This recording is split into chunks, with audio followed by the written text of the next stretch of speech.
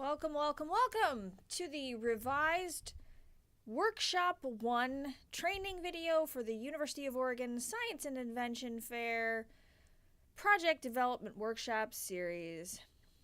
Very exciting. We've revised these workshops to be shorter than they used to be so that you have more time to do activities with the kids. There was just way too much content in them before, so this is a simplified version.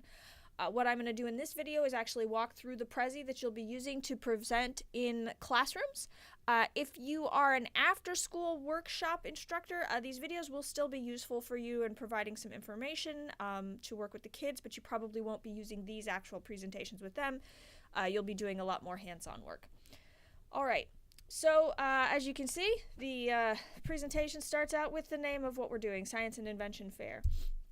And one of the first things you want to do with the kids is introduce yourself, give a little bit of information about who you are, that you're coming from the university, what you do at the university, whether or not you're student, staff, faculty, what your particular area of study is.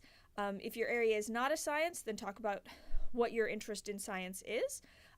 We're trying to provide the kids with relatable science-adjacent role models so they can see that despite what stereotypes say, a lot of people who engage with science are not, in fact, old, scary white dudes, that you're other things than that. We do use a tool in this program that we call Science Rocks.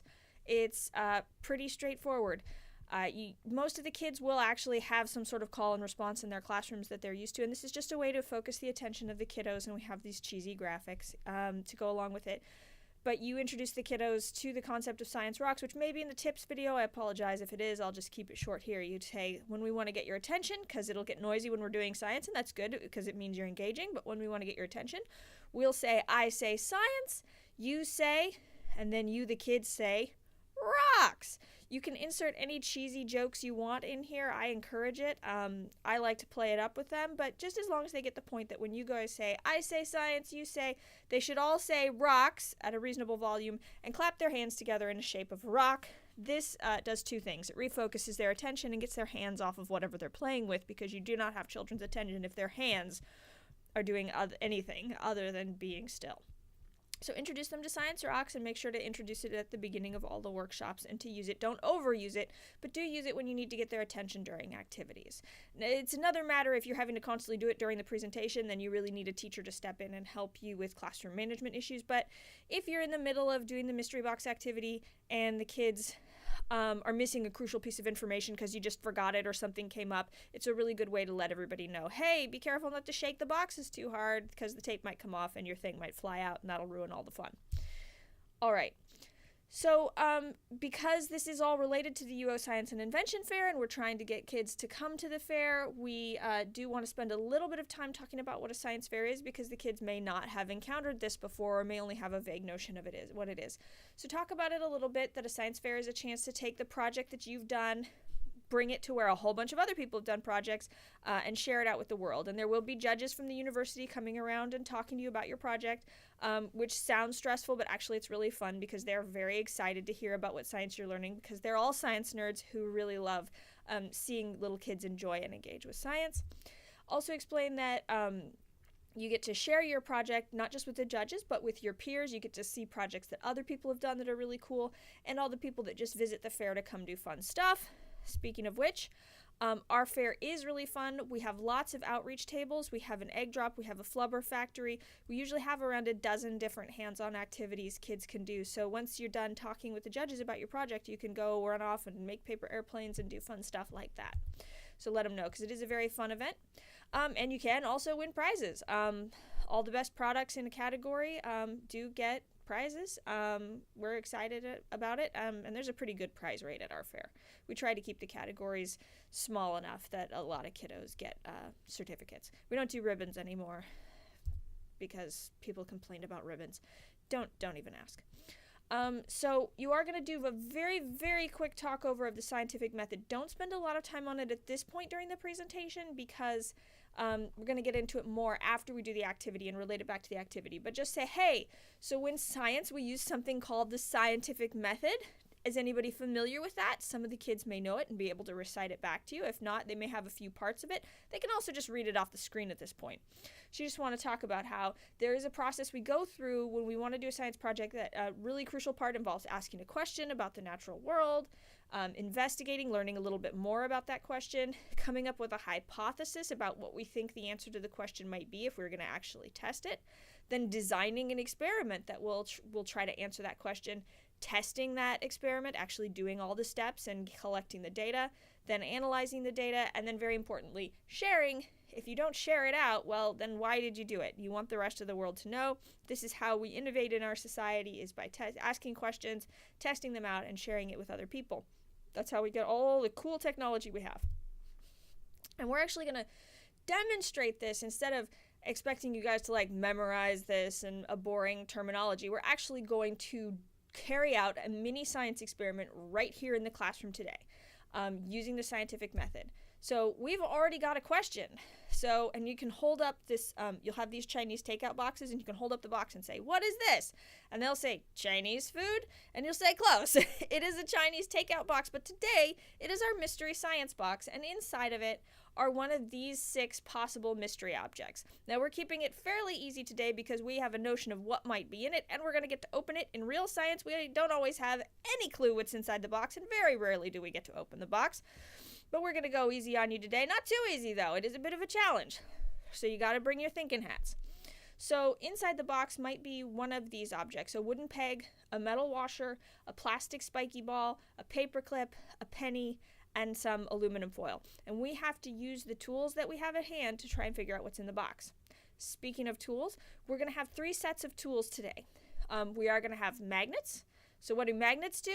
You know, kids should be able to say they test if things are magnetic, right? And what are some things that might be magnetic? It's a good conversation to have with them to see if they have any misconceptions, because some kiddos do think that anything that's metal is magnetic, and as you can see from the previous slide, we have some metal objects in there that are not magnetic.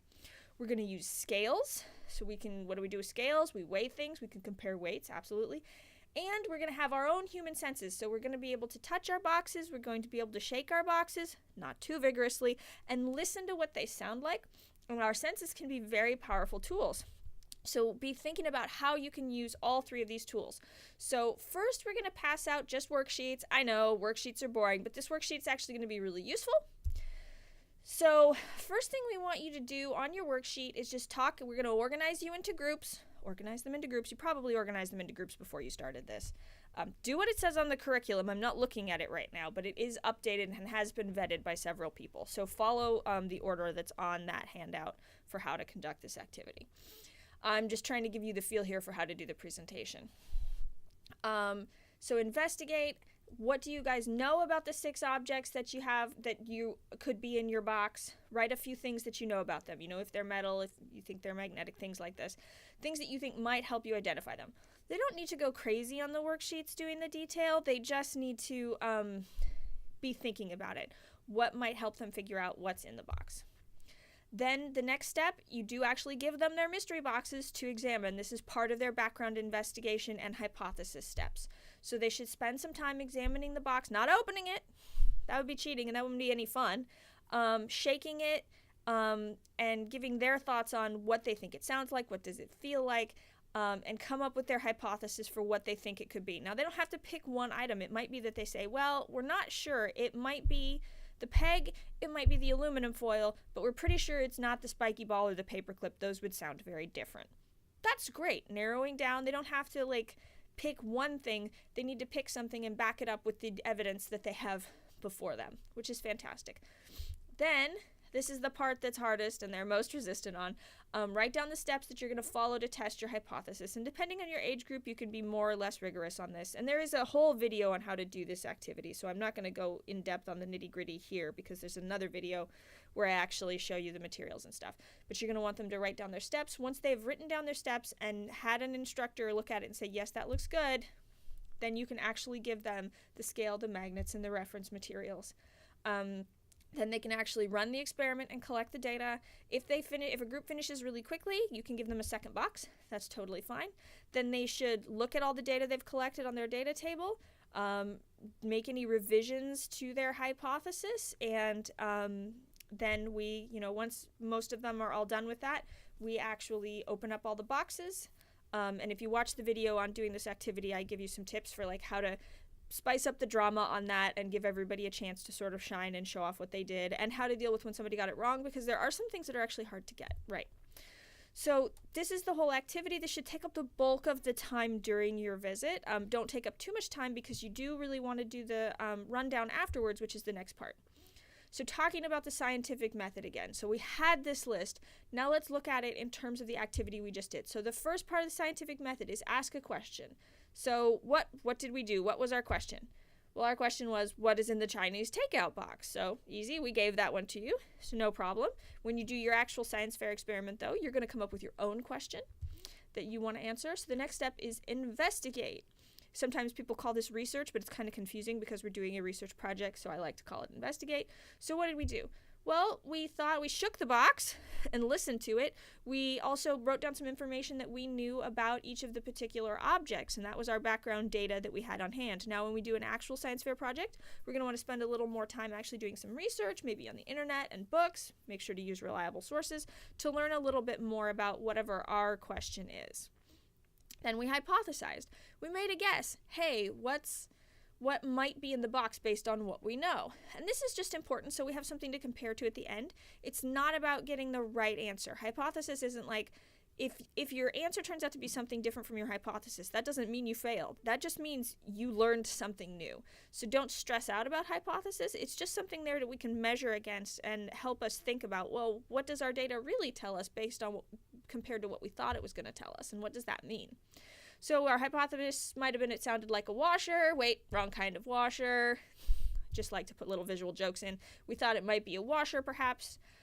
So that's what a group might have guessed.